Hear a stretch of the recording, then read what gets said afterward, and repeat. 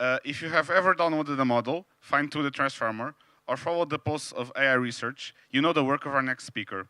As the head of research at Hugging Face, he's at the very center of the open source AI revolution. From creating the TRL library used by millions to leading the B-Code project, his work ensures that the future of AI remains transparent and accessible to everyone. He's a published author and a visionary in the field, and he's here to break down the driving forces behind LLMs today. Please welcome Leandro. Thanks a lot. Can you hear me well? All good? Cool. Yeah, my name is Leandro. I lead the research team at Hugging Face.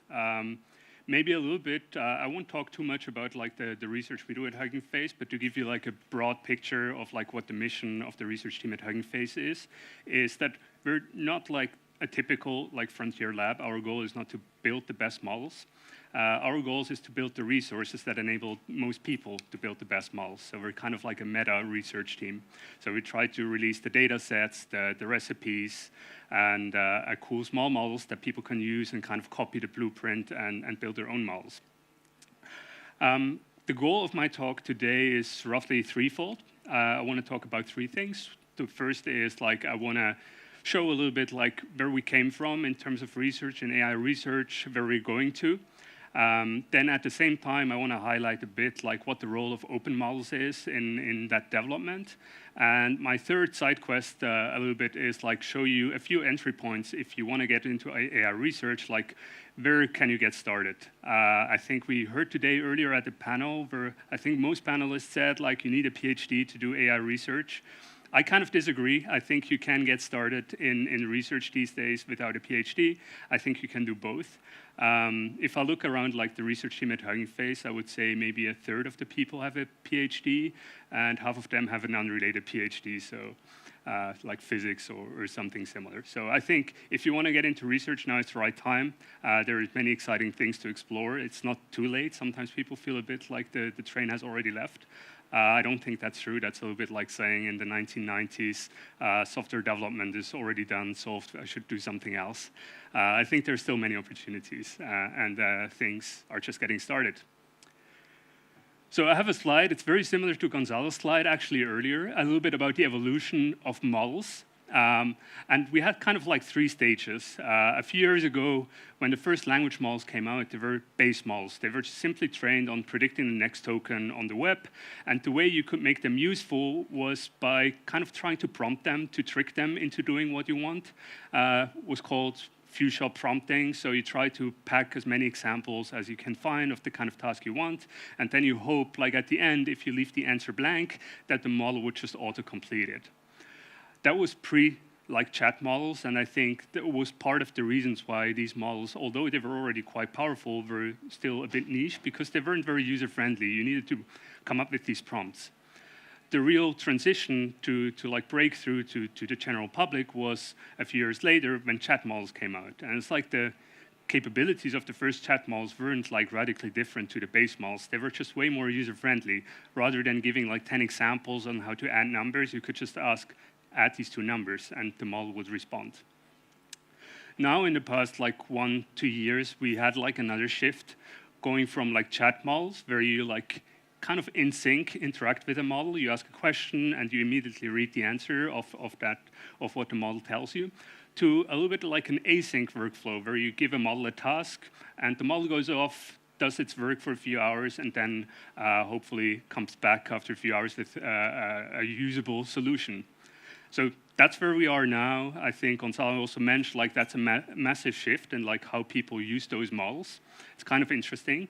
And I want to spend like maybe the first third or fourth of my talk like explaining a bit how we went through like the base models and chat models, and then like how things are shifting with agentic models. And to understand like why these models have gotten so good and increased in capabilities, there's like one kind of fundamental law in training AI models. They're called scaling laws. And it's when the researchers try to figure out like what's actually happening with the models if we train them longer, if we make them bigger. Are there any laws that tell us like if I make my model twice as big, is it going to be twice as good? Or what's going to happen?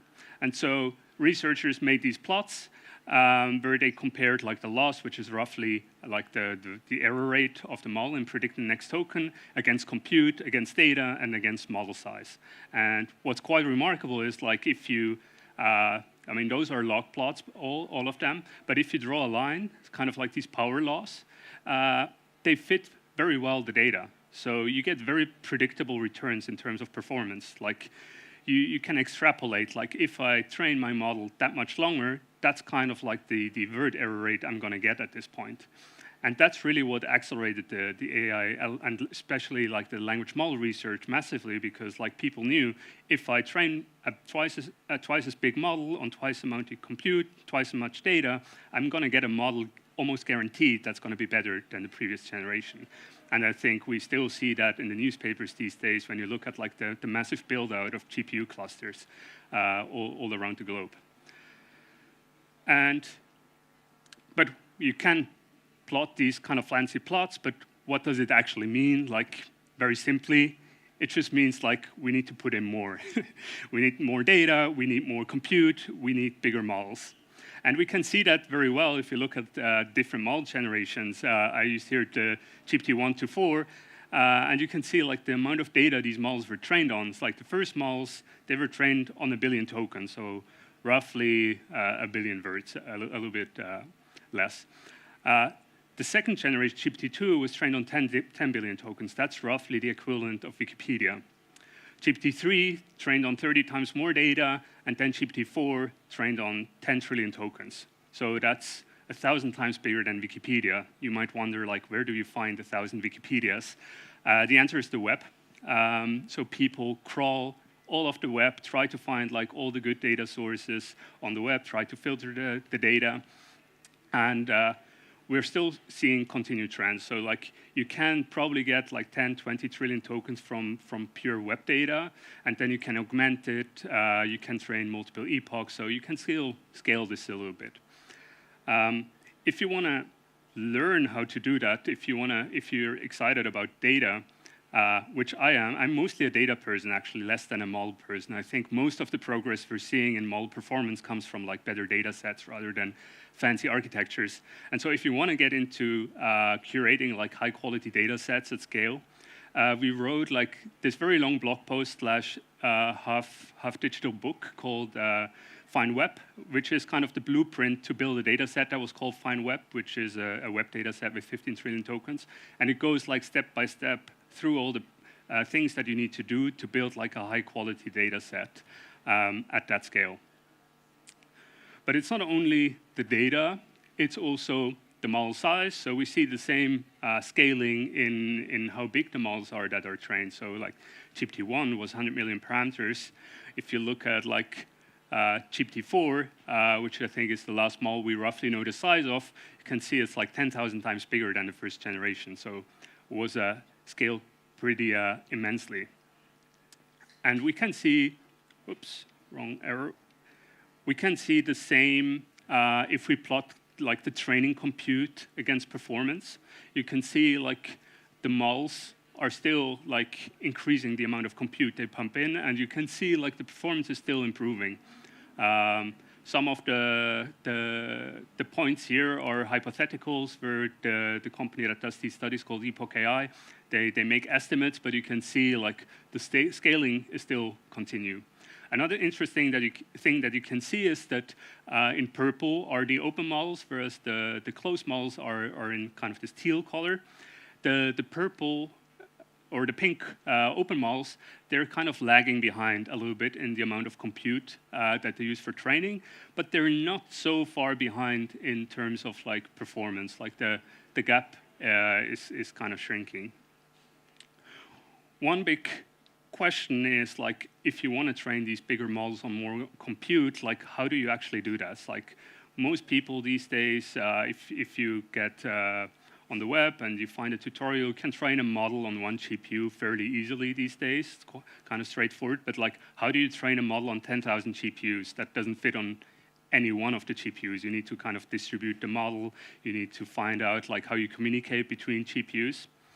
If you're interested in that kind of research and that kind of like systems, we have another blog post. I'm going to plug a few blog posts just to, if you're interested in these things, you can go there and read more on it. It's called the Ultrascale Playbook, and we ran like, I think 4,000 experiments roughly on figuring out like how do I optimally like distribute a model to train on a large GPU cluster. And you can find out all kinds of things, how you parallelize these models, how you make sure like you don't have bottlenecks in terms of like compute or communication between those GPUs, and just put a few screenshots here if you're interested in kind of like this level of like technical thing. Another long blog post that we did was more about like putting all this together. It's like if you have like the fine web, so you have like a high quality data set, you know how to train a model on a distributed cluster. The third question then kind of is like, what's the recipe to actually do that? Like, you don't only use like one data set, and you don't only like do pre-training, you probably also need to do post-training.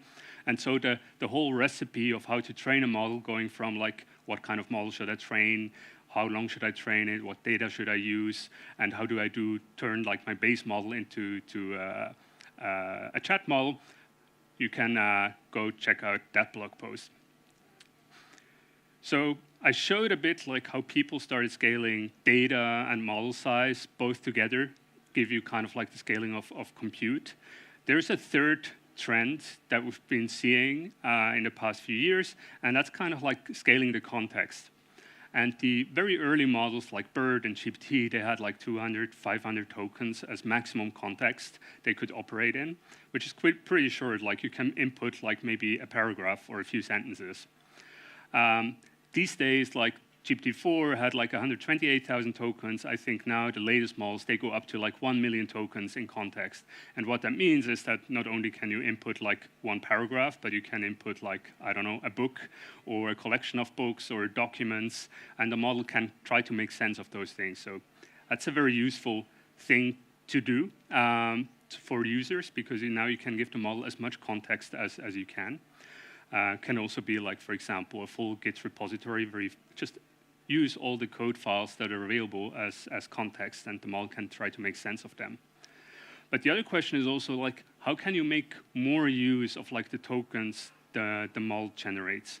So we know we have kind of like scaling laws for trainings. We know if we train longer, we get a better model, but can we do the same thing kind of at inference time? Can we somehow make the model better by utilizing like the long contexts?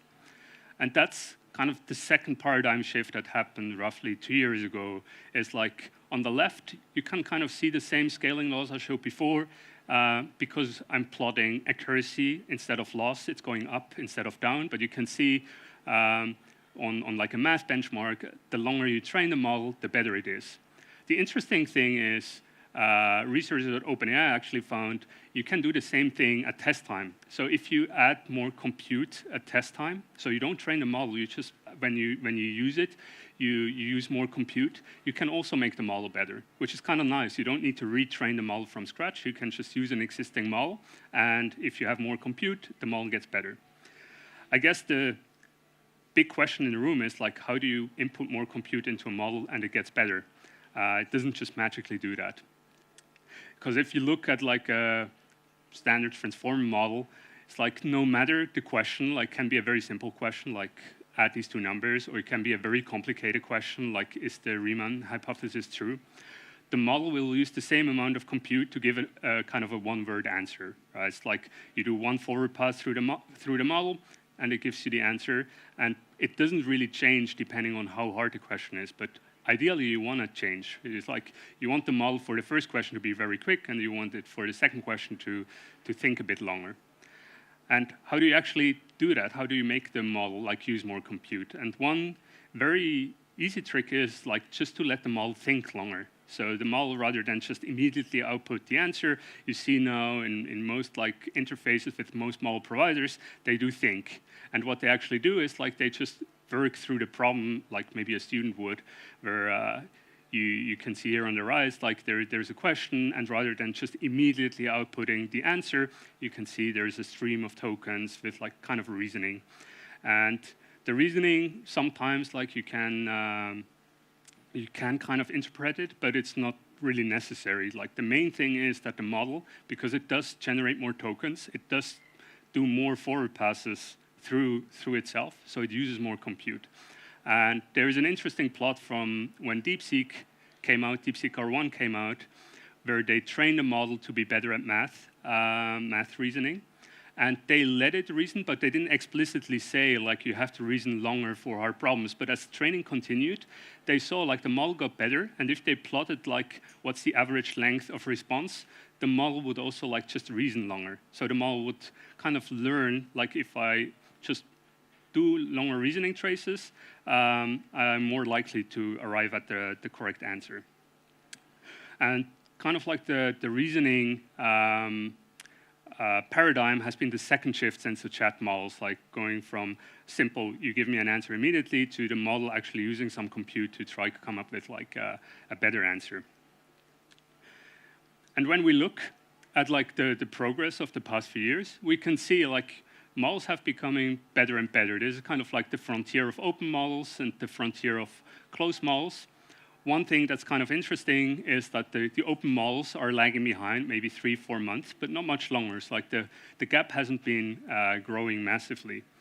That's interesting for several reasons. Like I was already at Hugging Face when GPT-4 came out, and that was kind of like a shocking moment for like the open model community, because if you look at the difference between the best model at the time and GPT-4, like the gap was so big.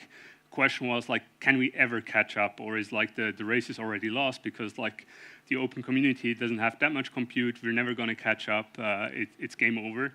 But you can see over the past few years, like there have been different players. Like initially Meta has been pushing the llama models, they have been closing the gap quite significantly. Now we have like an ecosystem of several models, these days heavily dominated by Chinese models like DeepSeek or Quan. But we still have also like Gemma from Google, for example. There has been GPT-OSS from OpenAI. There has been Nemotron from NVIDIA. So there's like kind of a healthy ecosystem of open models, and doesn't look like the gap's gonna grow further. You can also see like the top models, they're always like catching up to each other. So like depending on which month you look at the leaderboard, there's another company at the very top. There's one interesting reason why another interesting reason why the gap isn't like growing, and it's the like unreasonable effectiveness of distillation. So distillation means you take the output of an existing model and you just train another model on these outputs, and the models are really good at like just catching up on all these patterns that the kind of parent model has learned. And an example of that is also, again, the DeepSeek R1 paper, where you can see on the left is the whole pipeline that made them a reasoning model. So they went from a base model and they did these complicated like training steps to eventually have a model that's kind of capable of reasoning, because at the time there weren't any open reasoning models, so there weren't like there wasn't a data set where you had like a question, a reasoning trace, and an answer. So they kind of had to come up with a method to instill that capability into the model. That's why they needed that whole complicated pipeline. But once they had the DeepSeek R1 model, they went and they just like generated examples and they distilled it into smaller models. So it's in the appendix of like the DeepSeek report, but I think it's one of the most interesting things. You can see like by just training on the output of R1, you kind of see the same capability jump on all these smaller models by just training on that. And that's also what's happening a bit at the fronts, like because like it's very easy to just like train on other models' output, like they all keep each other a little bit in check. Even if you don't do it like adversarially or on purpose, the web is so full of AI-generated content these days. Like even if you didn't want to train on LLM outputs, you can't. So it's naturally diffusing across all models. So that's what's keeping the gaps, I would say, fairly close. So these reasoning models are really cool, but like that maybe brings us to like a few minutes of work that these models can do. It's like you ask the question, they reason a bit for a few minutes, and then they come back. But like, how do you actually get to hours of work? And there's an interesting benchmark called the meter benchmark that measures a bit like how long do the models, like what's the average length of a job that the models can do. And it's like in software development, so it's like a very specific domain. But they look like what's like the average length of that task for a human to do? It could be like a few hours. And then what's the what's kind of like the barrier where the model gets it 50% of the time right? And you can see like for the very early models like GPT-2, maybe it's like that time was like seconds. Like you could auto-complete something that would have taken you like a few more seconds to also do yourself. And then with GPT 3.5, GPT-4, you got into the domain of like a few minutes. And now we're like at the point where like these models can do like several hours of work kind of semi-autonomously. And one of the very early applications that showed a little bit like how do you actually can do that was deep research. So rather than like just asking a model a question and it would try to answer it, the idea of deep research is like you can parallelize search quite easily. So you ask a question, the model kind of makes a plan of like how you would answer that question, maybe what kind of sub-questions should be answered to get to the answer. And then it could spawn like many parallel searches. And in the end, like you would synthesize like all the results from all your sub-agents and come up with like a report answering a question. And I kind of did something similar. It's like I wanted to see like did I miss anything that was happening in the 6 months? So I was spawning like a deep research. And I said like find me like the interesting thing that happened in LLM world in the past 6 months. And you can see like the model went through 3,600 websites in 30 minutes. It's something that would probably have taken me weeks to read that many websites. So that's very useful already. It's like maybe not doing actual work in terms of like doing something for you, but it does kind of like background research that's useful and that would have taken you a lot of time. And I think deep research was kind of like the first application that showed like you can do several hours of, you can outsource several hours of doing something. The second one, I think, was Claude Code. I think that was kind of like the aha moment for a lot of people that were in coding, that you can actually like use the coding models to do useful things for you. And I think most people or most software developer have used Claude Code or Codex or Gemini's anti-gravities. Like there's a lot of coding agents these days, and it's quite interesting how they went from like 2 years ago, they're like barely useful. Like if you would let them do something that's a little bit more complicated, you probably spent more time fixing things, to now the scale's tipped, and it's like actually sometimes they still make mistakes, but on average seems like they actually save you time. And we can see that as well on GitHub. So there was a study a few months ago, actually only goes to February, but people at SemiAnalysis looked at like what's the amount of commits on GitHub that are co-signed by Claude. It's like when you let Claude commit something, it always co-signs. So you can very easily do some analysis on all public repositories. And what they found is like you go from like basically nothing mid last year to now roughly 4% of all public commits are co-signed with Claude Code, and that doesn't include like all the other coding tools, and it also doesn't go further than February. I think we're now 2 months further, so probably could be like 10% these days. So very quickly adopted by software developers, which is interesting because coding models were around for a while. GitHub Copilot was released like 4 years ago, but it like wasn't quite there yet. But now we see like it's clicking in the software developer community. And now that people can have an agent that does things for them, the question is also like, why only use one agent? Like if things take like a few hours to complete, you could use several agents. So I think this is a screenshot from Pete Steinberger, the creator of OpenClaw, and he has like, I don't know, like 10, 20 sessions running in parallel, and he has like agents fixing things against each other. I'm not sure like at what point you reach the threshold where it gets less productive, but certainly people are exploring where that threshold is. What's also interesting is that there is kind of an economic factor behind that, as before, like one user would probably in like a normal interaction maybe spend 100 or 1,000 tokens in their conversation. When reasoning models became a thing, that number jumped, because like also like 100 to 1,000 tokens is kind of like, I think, a constant, because people just don't want to read very long reports. So they want the models to come back with like something kind of short. So I think usually people prefer that. But like with reasonings, like you don't need to read through the reasoning traces. You just read to like the result at the end. And suddenly you go from like a conversation only having like a few hundred tokens to a few thousand tokens or 100,000 tokens. Especially for math, like the models can reason forever through math problems and still improve. And now with agents, you kind of do, with one agent, you do the reasoning thing in a loop. Whereas like the model does something, maybe it executes some code, and then it reasons again, executes some code, maybe reads some documentation, reasons again, and that just multiplies that number again.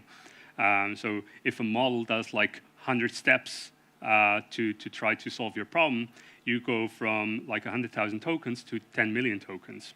And now you multiply that with like having multiple agents running in parallel, and you can go arbitrarily high. And that also means you can go arbitrarily expensive.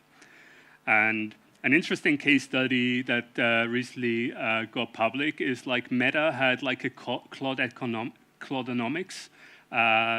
leaderboard. So internally they were tracking like which users are using the most Claude Code tokens. And within like a 30-day period, they found like the dashboard exceeded 60 trillion tokens, and the max user generated like 280 billion tokens. To put that in context, like 60 trillion tokens is like they generated 4 to 6 times the web just for their coding platform. What it also means, like 280 billion tokens for a single user means that the user kind of generated Wikipedia 20 times as part of their workflow.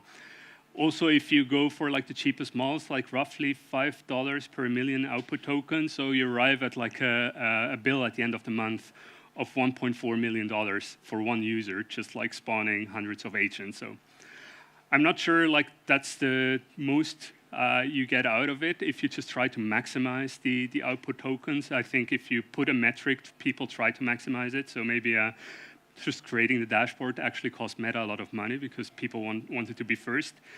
But just to show, like you can go arbitrarily far with like how much money you want to spend. We also noticed like some downsides, especially in the research in the open source team at Hugging Face. So we have like a lot of open source library. The most famous one is probably Transformers library. And this is a message on our internal Slack from Matt, who's one of the maintainers. And it's like, we need to do something drastic because at the peak, we got like one pull request every few minutes on Transformers. And most of them, if you looked at them, they were kind of like slop PRs. Like they didn't actually contribute anything meaningfully, but still filtering through those thousands of pull requests that got opened actually blocked like the maintainers from doing actual work because you still need to read through them to figure out like, is there actually any value in them? So we started having like another agent that goes through all the pull requests and tries to figure out like, what's actually like anything useful that a human should look at and we could possibly merge, and what's just like people asking models to fix as many typos on the documentation to get like a nice graph on their GitHub. Another thing that we found is like it's quite risky to kind of get trapped in a stream of endless side quests. It's like the models are pretty good, so you can do a lot of cool things. Like you can say, like, oh, maybe this morning I feel like I want to do a small game and I have a cool idea, so I launch like an agent to build a game for me. But then you still kind of need to supervise it, and these side quests kind of multiply, and you can kind of defocus a bit from your actual work. So it takes a little bit of mental strength to stay on track and build those things that are actually bringing value, for example, to your project. I think if you would do the same like a year or two ago and think like, oh, maybe this morning I want to build like a small game, I would think like, probably that's going to take me 2 weeks.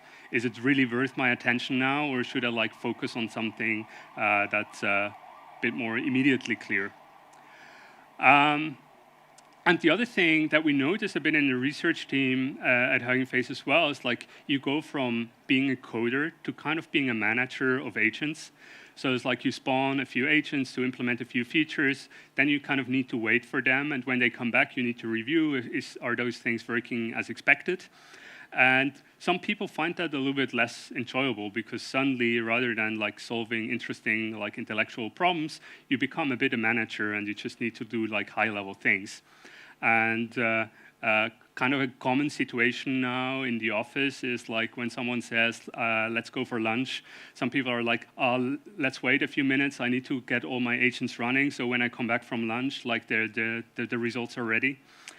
And yeah, that's why these days, I don't know if there are any Office fans, but like we recommend like this book to the coders to kind of like try to manage, still try to find joy in their everyday work. I think we get there. I think it's mostly a thing of like adapting a little bit and not trying to be a micromanager that like looks at everything all the time and kind of decouple and maybe do a little bit deep work and then come back. But at the moment, it can sometimes feel a little bit like a grind. Another interesting thing that happened in the past few months was the idea of that you can start to do small research projects semi-automatically. And this is a project by Andrej Karpathy, who like launched a few agents to see like, given like a kind of a well-defined problem, he wants to train like the best small model if it's trained on like a fixed data set, and then the agent should optimize like the architecture and the hyperparameters. And he let those models run, and you can see kind of like the loss of those models or like the error rate. And you can see like the agents are running and they continuously find new things to improve the model. So that's something, especially in problems that are kind of like search, where you need to try a lot of things and you can easily run experiments. It's kind of valuable. You can let those models go. You can maybe constrain the resources as well a bit, and they can find like all the hyperparameter and tweaks to your model that make it a little bit better. This week we built a little bit project ourselves. We call it the ML Intern. And we took it a slight step further. So rather than just like having a model that's living on a GPU that does these experiments, we said like, what if we integrated across all of the Hugging Face hub? So the model can read all the papers that are on the hub. It can read all the model cards, all the data sets, all the leaderboards, and then say like, can you post-train the best model for me? And we let it run like also for a few hours. And you can see like the model continuously finds like new data sets to add to the mix, finds like how to train them a little bit better.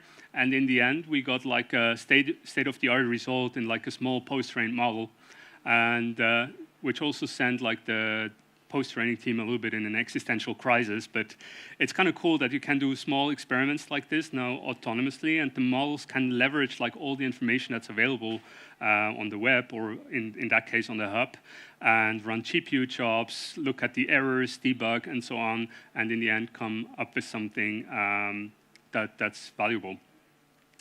A big question, for example, that a lot of people ask me, and like the ML intern can also do, is like, people kind of know what's the best language model for a certain thing, like general language model, but like what's the best model for bio, or what's the best model for that type of chemistry? And the model is very good at like reading through all the papers, finding all like the tables with like the kind of comparisons, then finds which of those models are on the hub and how long have they been there, like which ones are popular. So it's a useful tool. Coming back a little bit to the theme of like why you maybe want to also run open models and why you want to have local agents, there's now a couple of frameworks. Most of them are agnostic. If you want to use an open model or a closed model, you can just like replace them. But one big question or one big concern for a lot of people is like, I want to have some privacy maybe. We heard today there was a panel on health, and it's very hard to share health records, and maybe you don't want to like send your health records to an API. But you can use a local model, and you can run those models locally, so they never leave kind of your laptop, and you can like let those models explore your data.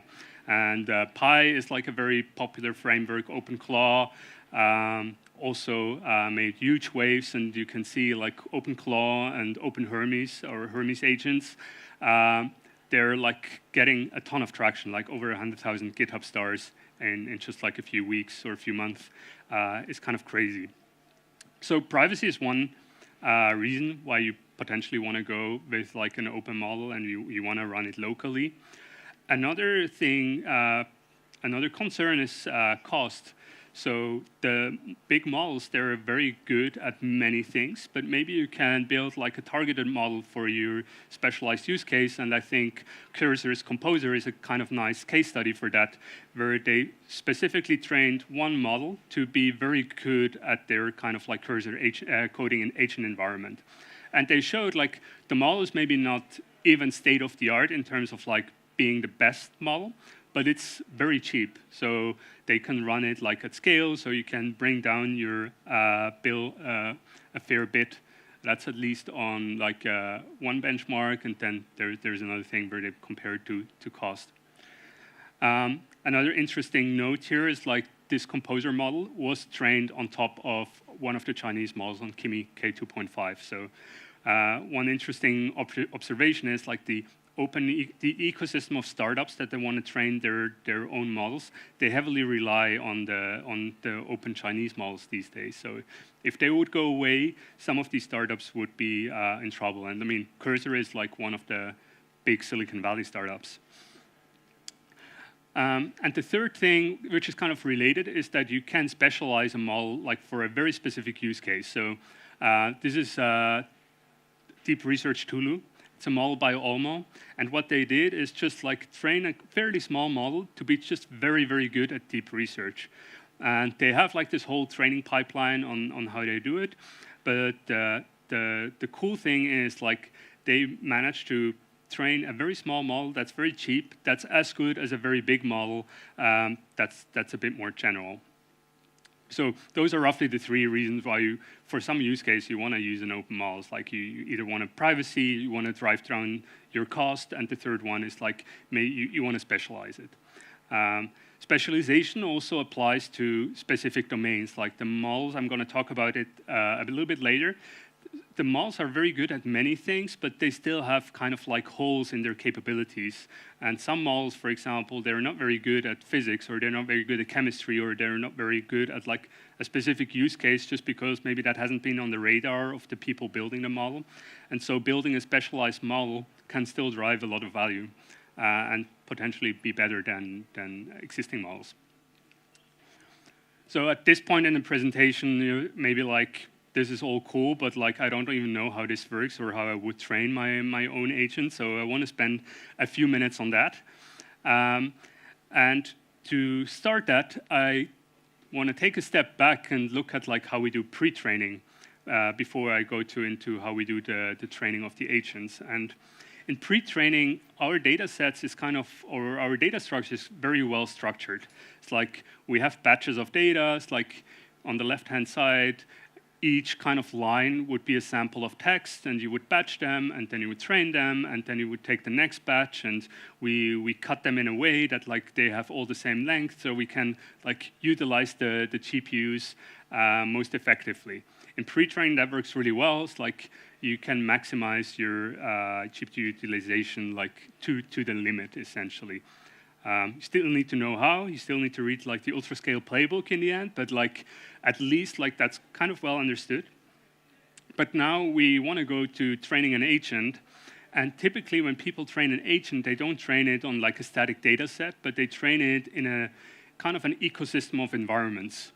And the way an environment works is like you have an agent, and an environment could, for example, be like a repository, a coding repository with a bug. And so the model gets like, here's some code, you need to fix it.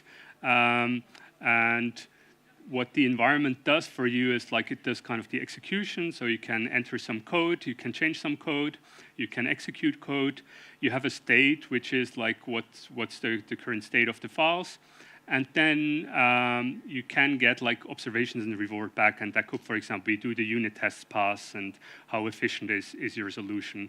And then the model can interact with that environment, like it generates maybe a bug fix, it tries to run the test environment, it gets some signal back whether the tests now pass, and it does that multiple steps. And sometimes the reward comes directly from the environment, sometimes there's another model that rates like how good the solution looks like. But like introducing that kind of environment behavior into your training loop brings a lot of headaches. So just to go back, this is how it looks when we do pre-training. fairly simple, like we get a batch, we train, we get another batch. Now we add this environment to the mix, and this is how our training looks like. So the issue is our sequences are not same length anymore. It's like some environments might finish very quickly. Some environments might take hours to actually solve. So the lines are not the same length anymore, and they're delayed to each other. The other troublesome thing is we don't only train, but we also generate. So we have two model instances that are running concurrently. It's like on the one hand, we have the generators. It's like the models generating text and running in the environment. And on the other hand, we have a model that's being optimized.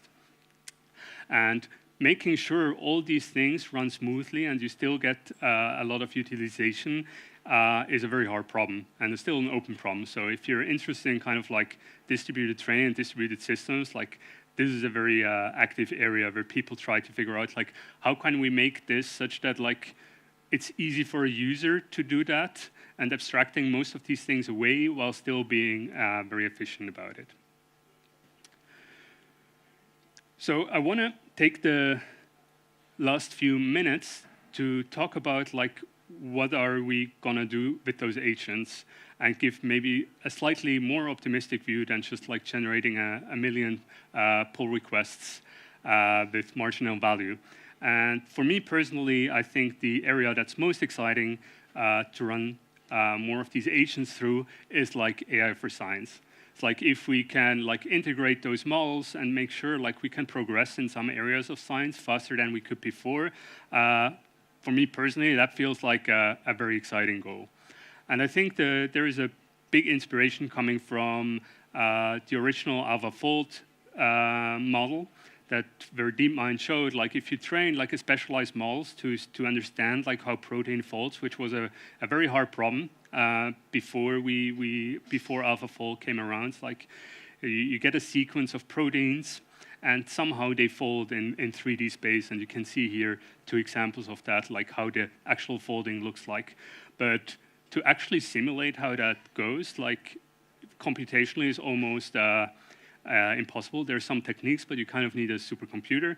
The alternative is you run experiments, but you need kind of like a huge machine, like an accelerator, to understand like what's the structure of those proteins. And what AlphaFold did is like they trained a model on the existing database where people already did these expensive experiments, and they got a model that's like almost as good as like the experiments in predicting the folding of those proteins.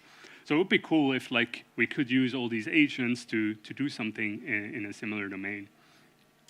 And to illustrate a bit like how fast progress can go, is I want to show like how good these models have been at math. And one of the very popular benchmarks from a couple of years ago was GSMAK. And here's like a model, an example. It's like Natalia sold like clips to 48 of her friends in April, and then she sold half as many clips in May. How many clips did she sell altogether in April and May? And I would think like, this is a very easy question. I can do that like in a couple of seconds in my head. And then you would go to, at the time, like GPT-3, Da Vinci, and it's like it gets 10% of those questions right, and you're like, we're very, very far away from like AGIs, like if you can't solve that. But then within like, once like the target was a bit identified, and it's like this is an interesting benchmark, and people started like trying to find like where's that kind of data on the internet, maybe we can add more data, or we can annotate more data. You could see like within 2 years, we went from 10% to 95%, and then people stopped reporting because like the error was just like noise in the benchmark, and it's like benchmark is essentially solved. That was kind of like 2 years. So maybe you go and it's like, yeah, but can you now solve like a math Olympiad level problem? It's like, I probably couldn't, but like maybe one if I have a lot of time, but like probably no. And so people did just that. Like the next kind of like standard was like, let's see if like we can train those models to compete at math Olympiads. And that was in 2025, when here is like kind of an example of what one of those questions looks like. And it's like, I don't know, I studied math and physics earlier on, and think like in my good times, maybe if I have a week, I could solve one of those. But not today. And then DeepMind and OpenAI in the same year, they got the gold medal. So they competed with the best humans, and they were at the very top level. So now the meme changed, and it's like, I now need to cry even harder. It's like, I can't. The models are better at that. I have no chance. So now we need a new kind of frontier, and fittingly, there's a new benchmark called Frontier Math, and now we're at the level of like research level questions. So not even on a good day I could ever solve a question like that. But now that's kind of like the benchmarks that people are going against. And you can see the same pattern again, right? We're at a year, 2 years ago, we're like 0%, 10%, but we're starting to grow. So there's a lot of interest in like the math community now in these models. There's a famous mathematician called Terence Tao who's quite vocal about the usage of those models. And you're seeing them maybe not replacing mathematicians altogether, but they're becoming like useful assistants where you can give them a lemma to prove that maybe a mathematician would take like a few days or a few weeks to solve. They would eventually do it, but the models are now at the level where they become good as kind of research assistants. So math intern might not be so far away. And what I alluded to a little bit earlier is like a lot of these things, when we see like gaps in capabilities, are not like a limitation of the model per se. We saw like, especially on the very early, let me quickly go back, to that one. If you see like the difference between the first model and the third model, those were all like GPT Da Vinci models. So probably they were even the same size, but you went from like 10% to 80%. So it wasn't like the models were made much bigger to get better at that, and now like a 3B model probably could get 90%. So it's not a model size issue, but it's more a data availability issue. So if people find like high quality data sources, there has basically no problem where we had like enough data and the model couldn't become good at it. It's usually mostly like we don't have any data for that, so we can't train the model long enough. But if we had superhuman math data, probably we could train superhuman math models.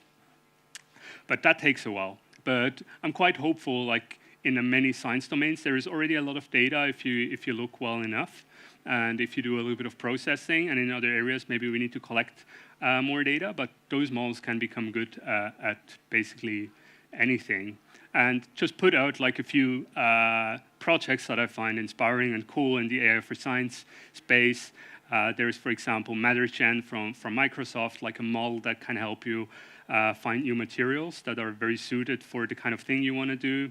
There's Evo2 from Arc Institute. It's a DNA model. So it's a model that's very good, rather than predicting the next word in a text, to predict the next base pair in a DNA sequence. And people use that, for example, to identify like variants and mutations in DNA. And related to that, like I showed you AlphaFold earlier, that team spun out of DeepMind, and it's now called Isomorphic Labs. And I mean, their bold mission is like solve all disease, but they try to start with like a few that are out there. And it's like using those models for drug design seems to be like a very exciting goal. Last, gotta make it, oh yeah. Last, I think, showed science. Another interesting domain is like engineering. The models are very good at like doing math, but like, as you can see, they're not quite there yet in engineering. Like for an engineer, this is kind of like would say a fairly basic task. I mean, it maybe takes a long time to actually do all those things, but if you see the plan and you get a little bit of text input, like after a couple of hours, you should get there. But if you look at like how good the models are, they're pretty far away from like you would let it blindly let that manufacture in your machine. And so that is like another showcase of probably there's not that much like text to CAD data on the web, so the models are not natively very good at it. But if we put a little bit more resources into creating high quality data sets in that domain, I'm quite sure like those models, like in a few months or a few years, they can crush this kind of like design things. Oops. Yeah, with that, I come to the end, and thanks everyone for sticking around and not running through the beers already. And I think I can take a few more questions.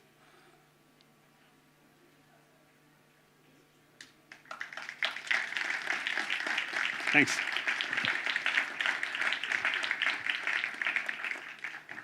Oh, there's a microphone coming. We have time for one question. Oh, wow. Maybe two? Make Okay. it count.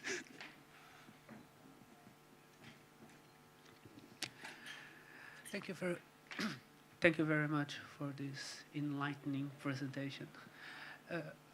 Well, we are talking about data and how data can be structured to be used to train models and engines.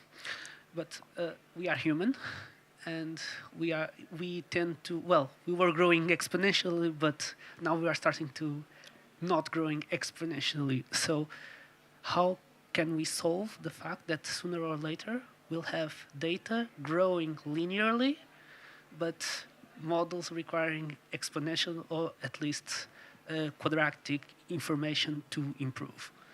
Yeah, that's a very philosophical question too.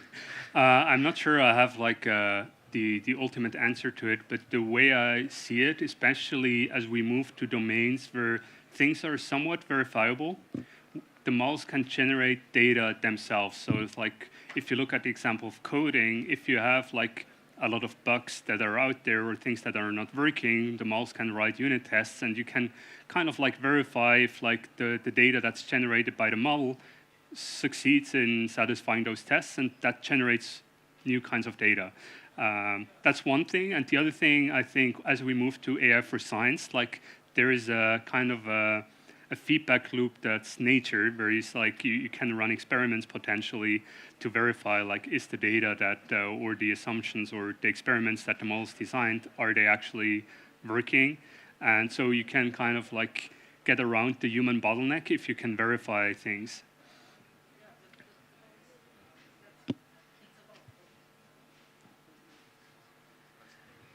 The problem that I'm trying to address here is like there are things that we need to see in the real world. We cannot simulate. Like if I didn't know about gravity, I could not train a model that doesn't have its representation. Yeah. Imagine inside a cell a process in biology that we simply don't know that that process exists. How can we bridge that? Yeah, so I think all the AI for science labs, for example, what they want to do ultimately is they want to close the loop. So you have a model that designs an experiment, and you have an automated lab that can like generate a sequence or modify something, generate a material, and then get the result back into the model. So you actually get like grounding like that. Yeah, I don't think that's going to be as easy as like the last few years, where it's like making progress is a question of like you get more data on the web, and like the data is already there, but you just need to like extract it. I think doing these kind of automated lab things are fundamentally also hardware questions, right? Like just building a lab is not going to be like a 2-month project like building a new web crawler is. So maybe things in those domains slow down a bit. Or it's like maybe for astrophysics, you actually need to build a telescope and send it to space. Historically, that took like 10, 20 years to build something like the James Webb Telescope, right? It's like not something the model can generate a new telescope and just tomorrow sends it to space. For some domains, yeah, I think so. Some other domains, like math, for example, is a natural domain where you don't need some of these things, but you can still verify math with like lean solvers, for example. So you can make some progress in some domains. Some other domains, I think, are harder, but possible. Thanks for your question. Any more questions? So hi, actually I have 2 questions. So I just wanted to ask cheating. you, what do you think about like multimodal LLMs and like bridging like multiple sources of input, because that's kind of more similar to how the brain works.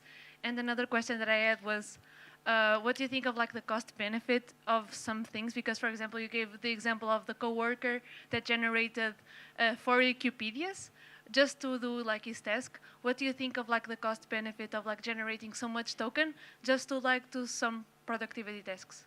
Yeah. So, yeah. So the first question was about the role of multimodal.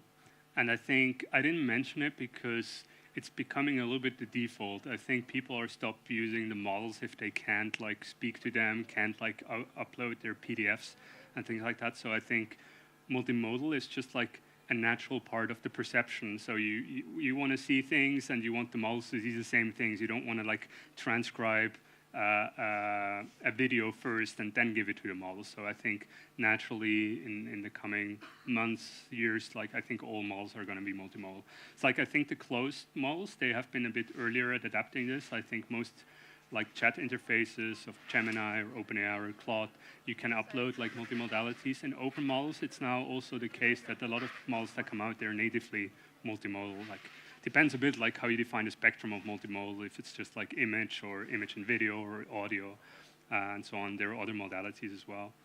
And the follow-up question was about the productivity gains. I think that is something like these companies at some point need to determine, right? Was it worth that one person spending 1.4 million on like Claude tokens and generating kind of like 40 Wikipedias to the business? I think it's kind of like with all productivity tools. People need to figure out like how many tokens, how effective are you at like still reviewing what has been generated. I don't think 200 billion tokens is like realistic. Okay. Thank you, everyone. If you have further questions, I'll invite you to then go over to the Connect stage.